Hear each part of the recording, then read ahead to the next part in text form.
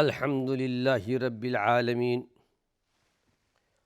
والعاقبۃ للمتقین والصلاة والسلام علی سید المرسلین۔ ناظرین کرام، السلام علیکم ورحمۃ اللہ وبرکاتہ۔ ایمانی صفات کا عنوان لے کر آپ کی خدمت میں حاضر ہوں۔ ایمانی صفات کے تعلق سے، احادیث نبویہ کے تعلق سے جو شک اور شکوک اور شبہات پیدا کرنے والے، ان کی خدمت میں یہ بات پیش کی جا رہی ہے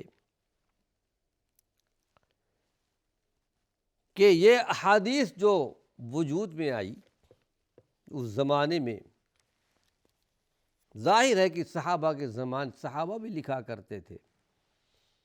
عبداللہ بن عمر یہ بھی احادیثیں لکھ لیا کرتے تھے۔ جو کچھ آپ بیان کرتے عبداللہ بن عمر لکھ لیتے تھے۔ کچھ قریشیوں نے کہا کہ عبداللہ، اللہ کے پیارے پیغمبر محمد صلی اللہ علیہ وسلم کبھی نارمل جسے کہتے ہیں غصے کے عالم میں، کبھی غصہ کا عالم نہیں ہوتا، تو آپ ساری حدیثیں نہ لکھا کریں۔ ہو سکتا ہے کہ کبھی غصے کے عالم میں ہو، اور آپ کو غصہ تو کب آتا تھا جب کوئی دین کی مخالفت کرتا، کوئی بات ایسی پیش آتی تھی، تو ہر چیز مت لکھا کرو۔ تو عبداللہ بن عمر کہتے ہیں کہ میں نے لکھنا بند کر دیا آپ کی احادیث کو۔ ایک مرتبہ میں نے اللہ کے نبی سے ذکر کر دیا کہ اللہ کے نبی صلی اللہ علیہ وسلم، ایسا واقعہ پیش آیا، کچھ قریشیوں نے مجھے منع کر دیا ہے، کبھی آپ غصے میں ہوتے ہیں، کبھی خوشی بھی ہوتی ہے، تو ہر چیز نہ لکھا کرو۔ میں نے بند کر دیا۔ اس وقت اللہ کے پیارے پیغمبر نے عبداللہ بن عمر سے کہا، عمر تم لکھ لیا کرو، میں چاہے غصے کے عالم میں ہوں، چاہے خوشی کے عالم میں، آپ نے قسم کھا کر بیان فرمایا، میرے زبان سے حق کے سوا کوئی بات نہیں نکلتی۔ جو دین کی بات ہوتی ہے، اسلام کی بھی بات ہوتی ہے، توحید کی بات ہوتی ہے، اس لیے کہ قرآن حکیم میں اللہ نے بیان کر دیا، ان ہی هو الا وحی یوحی وما ینطق عن الہوی۔ ہمارے نبی اپنے جانب سے کچھ بیان نہیں کرتے، وہی بیان کرتے جس کی وحی کی جاتی ہے۔ وحی آپ کے پاس دو قسم کی آتی تھی، وحی خفی، وحی جلی اور وحی خفی۔ وحی جلی سے مراد قرآن حکیم ہے۔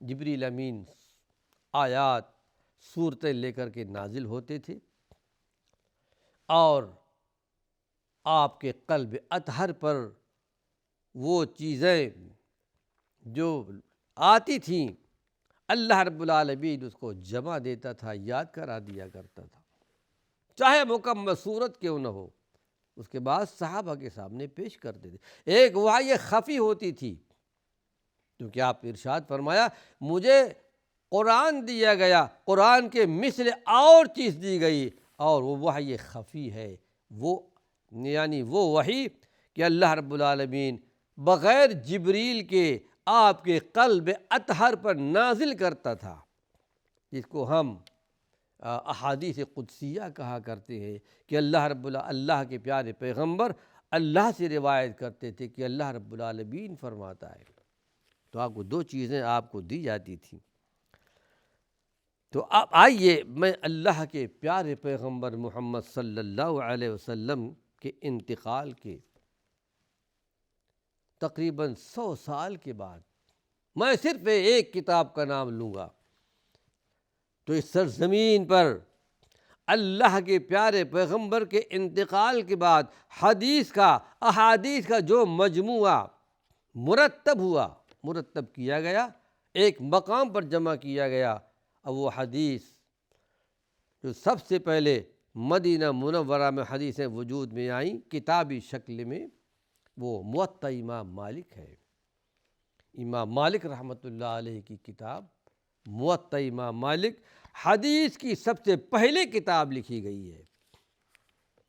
پھر ذرا اس پر بھی نگاہ رکھنی چاہیے، اور انشاءاللہ آگے اس بات کا ذکر کروں گا کہ امام مالک رحمۃ اللہ علیہ کون تھے، ان کی ہسٹری کیا تھی، ان کا مقام کیا تھا، علم و عمل میں، تقوی طہارت میں اللہ نے کیا درجہ، کیا مقام دیا تھا۔ اور ان کی کتاب موطا امام مالک سب سے پہلے مدینہ منورہ میں وجود میں آئی، سب سے پہلی کتاب۔ اللہ کے پیارے پیغمبر کی وفات کے 110 سال یا 120 برس کے بعد یہ کتاب وجود میں آئی۔ پھر یہ ہے کہ جس وقت یہ کتاب وجود میں آئی، اس کتاب کو پڑھنے والے، سیکھنے والے، کوئی ملک شام سے آ رہا ہے، کوئی مصر سے آ رہا ہے، ایک ایک کونے سے آ رہے ہیں، عرب سے، حجاز سے آ رہے ہیں مدینہ منورہ کے اندر۔ پھر یہی نہیں، ان کے کتنے شاگرد تھے،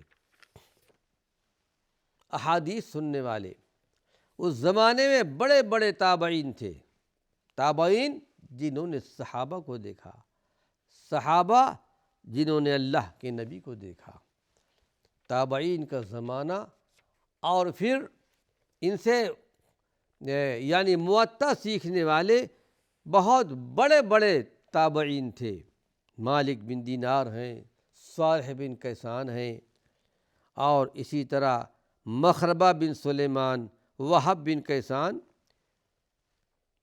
ایک نہیں ہزاروں کی تعداد، تابعین کی تعداد، بڑے بڑے علماء، محدثین، حدیثیں سیکھنے والے۔ پھر یہ کہ یہ تابعین کون تھے؟ اگر ہم دیکھنے جائیں تو گھر کے اندر جو ایک خاندان ہوتا ہے، لڑکے پیدا ہوتے ہیں، پھر پوتوں کا زمانہ آتا ہے۔ اسی طرح اللہ کے نبی نے فرمایا کہ میرا زمانہ سب سے بہتر زمانہ، میرے زمانے کے بعد صحابہ کا زمانہ، صحابہ کے بعد تابعین کا زمانہ بہترین زمانہ۔ اب غور کیجئے کہ ایسے زمانے میں، ایسے لوگوں کے موجودگی میں جو ہزاروں سے کہیں زیادہ، پھر ایسی جگہ پر اللہ کے پیارے پیغمبر محمد صلی اللہ علیہ وسلم کی زندگی کے آخری 10 سال جہاں گزرے ہوں، مدینہ منورہ، جہاں کا کوئی گھر، کوئی خاندان ایسا نہیں کہ جن کا تعلق اللہ کے پیارے پیغمبر سے نہ رہا ہو۔ اسی مدینہ منورہ کے اندر ایک شخص کھڑا ہوتا ہے احادیث کا مجموعہ لکھنے کے لیے، موطا امام مالک کے نام سے، حدیثوں سنتوں کا مجموعہ اسی زمین پر اعلان کرتا ہے۔ پھر ہزاروں آدمی پورے بلاد اسلامیہ سے رخت سفر باندھ کر مدینہ منورہ آئے، اس مجموعے کو سنا، موطا امام مالک کو، ان کی نقلیں لے کر کے اپنے اپنے ملکوں میں گئے۔ یہی نہیں بلکہ شاہ عبدالعزیز محدث دہلوی رحمۃ اللہ علیہ، دہلی کے بہت بڑے محدث تھے، شاہ ولی اللہ رحمۃ اللہ علیہ کے خاندان میں، اور یہ بہت علمی خاندان رہا ہے۔ اور ایک زمانہ ایسا تھا کہ بچپن میں، تعلیم کے زمانے میں دہلی کے اندر پڑھا کرتا تھا، اور ایک جنازے میں شرکت کا موقع ملا تو میں نے ان کا وہ مقبرہ بھی دیکھا جہاں شاہ ولی اللہ رحمۃ اللہ علیہ، شاہ عبدالعزیز رحمۃ اللہ علیہ، جہاں وہ لوگ دفن کیے گئے تھے۔ ایک علمی مرکز تھا وہاں پر دہلی کے اندر۔ انہوں نے بھی لکھا ہے کہ امام یعنی موطا امام مالک رحمۃ اللہ علیہ سے 50 عربیوں کا نام ذکر کیا ہے، خود امام مالک رحمۃ اللہ علیہ سے سنا ہے، ان سے املا کیا ہے، یعنی نقل کیا ہے۔ پھر حیرت کی بات ہے ناظرین کرام، یہ منکرین حدیث کتنے دیدہ دلیری کے ساتھ حدیث کا انکار کر جاتے ہیں۔ یہ نہیں سوچتے، یہ غور بھی نہیں کرتے کہ ان بزرگوں نے، ان اکابر نے دین کا بہت بڑا کام کیا ہے، اور پھر ایک نہیں ہزاروں ایسے تھے امام مالک رحمۃ اللہ علیہ کے زمانے میں جنہوں نے بذات خود حضرت امام مالک رحمۃ اللہ علیہ سے حدیثیں سنی ہیں، پڑھی ہیں اور املا کرایا ہے۔ آئیے میں ذرا اس بات کا بھی ذکر کر دوں کہ امام مالک رحمۃ اللہ علیہ کون تھے، جنہوں نے حدیث کی سب سے پہلی کتاب لکھی ہے۔ مدینہ منورہ کی سرزمین پر، مدینہ منورہ کے اندر، مسجد نبوی کے اندر، وہ مسجد نبوی جس کے بارے میں اللہ کے پیارے پیغمبر نے ارشاد فرمایا، جو یہاں نماز پڑھ لے 1 رکعت کا ثواب 1000 رکعت کے برابر ملتی ہے۔ وہ امام مالک رحمۃ اللہ علیہ جنہوں نے اپنی ساری زندگی 86 سال کی زندگی تھی، ساری زندگی مسجد نبوی کے اندر درس دیتے ہوئے گزارا۔ یہ وہ شخصیت ہے، وہ شخصیت کے مالک کہ امام مالک رحمۃ اللہ علیہ کا خاندان اصل یمن کے رہنے والے، اسلام کے بعد مدینۃ الرسول یعنی مدینہ منورہ میں سکونت اختیار کر لی تھی۔ نسباً آپ یمنی تھے۔ یمن میں ایک بہت مشہور خاندان تھا، شاہی خاندان، حمیر خاندان۔ ان کے جد اعلیٰ دادا پر دادا ایمان لے آئے تھے۔ امام مالک رحمۃ اللہ علیہ کے خاندان میں سب سے پہلے آپ کے پر دادا، ایک تو ہوتے ہیں دادا، ایک ہوتے ہیں پر دادا، یعنی دادا کے والد، ان کا نام تھا ابو عامر۔ یہ صحابہ کا دور تھا، اللہ کے پیارے پیغمبر کا دور تھا، اور آ کر آپ پر اسلام لے آئے، مسلمان ہوئے، ایمان قبول کیا۔ امام مالک رحمۃ اللہ علیہ کے پر دادا نے اسلام قبول کیا تھا، اور آپ کے دادا مالک بن ابی عامر بڑے جلیل القدر تابعین تھے۔ تابعی سے مراد جنہوں نے صحابہ کو دیکھا۔ پھر صحاح ستہ کے راویوں میں ان کا شمار ہوتا ہے، دادا مرحوم کا۔ میں یہ بتانا چاہتا ہوں احادیث کا سلسلہ کس طرح ہمارے پاس اور کن کن لوگوں کے ذریعے سے آیا ہے۔ دادا مالک بن عامر یہ تابعین میں تھے اور صحاح ستہ کے راویوں میں سے تھے۔ صحاح ستہ سے مراد بخاری شریف ہے، مسلم شریف ہے، ابو داؤد ہے، ترمذی ہے، نسائی، ابن ماجہ، اس کو صحاح ستہ یعنی حدیث کی صحیح 6 کتابیں۔ اور یاد رکھیے کسی بھی مدارس کے اندر، کسی بھی جامعہ کے اندر، یونیورسٹی کے اندر جب تک ان یعنی 6 احادیث کا مطالعہ یعنی اس کو نہ پڑھ لے، اس وقت تک کوئی عالم نہیں بنتا۔ تو حضرت مالک بن دینار یہ کون تھے؟ صحاح ستہ کے راویوں میں تھے۔ اور پھر امام مالک رحمۃ اللہ علیہ کے دادا اور بن ابی عامر نے کس سے علم سیکھا؟ انس بن مالک رضی اللہ عنہ۔ انس بن مالک جو اللہ کے رسول صلی اللہ علیہ وسلم کے خادم خاص تھے، 10 سال اللہ کے پیارے پیغمبر کی خدمت میں رہے، پھر اللہ کے پیارے پیغمبر کے اخلاق کو بیان کیا تھا۔ انس بن مالک رضی اللہ عنہ نے کہ میں آپ کے ساتھ 10 سال رہا ہوں، لیکن اس 10 سالہ مدت میں اللہ کے پیارے پیغمبر نے کبھی بھی مجھ سے یہ نہیں کہا اے انس تم نے یہ کام کیوں کیا، یہ کام تم نے کیوں نہیں کیا۔ یہ آپ کے اخلاق فاضلہ تھے۔